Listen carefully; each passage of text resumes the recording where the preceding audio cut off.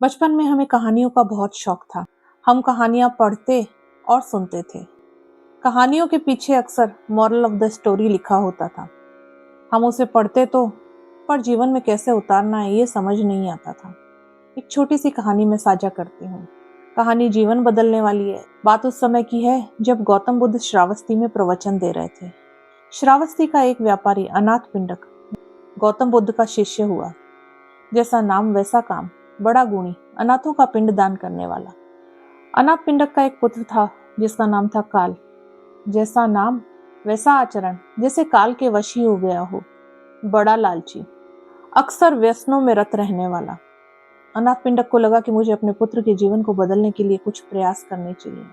उसने सोचा कि मैं इसे गौतम बुद्ध की सभा में भेजूंगा ताकि प्रवचन सुनकर इसका कल्याण हो सके। अगले दिन सुबह अनाथ पिंडक ने काल को बुलाया और कहा कि मैं तुम्हें 100 स्वर्ण मुद्राएं दूंगा यदि तुम गौतम बुद्ध की सभा में दिन भर रहकर प्रवचन सुनो। काल को यह आसान लगा, वो राजी हो गया। अगले दिन सुबह काल गौतम बुद्ध की सभा में चला गया और दिन भर यही सोचता रहा कि कब सांझ ढलेगी और कब मुझे 100 स्वर्ण मुद्राएं मिलेगी। जैसे ही सभा खत्म हुई, दौड़ता हुआ घर पहुंचा और अपने पिता से 100 स्वर्ण मुद्राएं मांगी। अनाथ पिंडक को बड़ा आश्चर्य हुआ कि इसके आचरण में कोई बदलाव नहीं, फिर भी उसने 100 स्वर्ण मुद्राएं दे दी। अगले दिन सुबह अनाथ पिंडक ने पुनः अपने पुत्र को बुलाया और कहा, काल, मैं आज तुम्हें 1000 स्वर्ण मुद्राएं दूंगा यदि तुम सभा में गए और समस्त प्रवचन सुनकर सांझ मुझे आके सुनाए तो। काल को लगा ये आसान है, वो राजी हो गया और सभा में चला गया। अब दिन भर वो प्रवचन सुनता रहा। सांझ हो गई, सभा खत्म हो गई, सब घर लौट गए। काल वहीं बैठा रहा। देर तक घर ना पहुंचा तो अनाथ पिंडक को बड़ी चिंता हुई। वो सभागार की तरफ गए। उन्होंने देखा कि वहां काल अकेला बैठा है।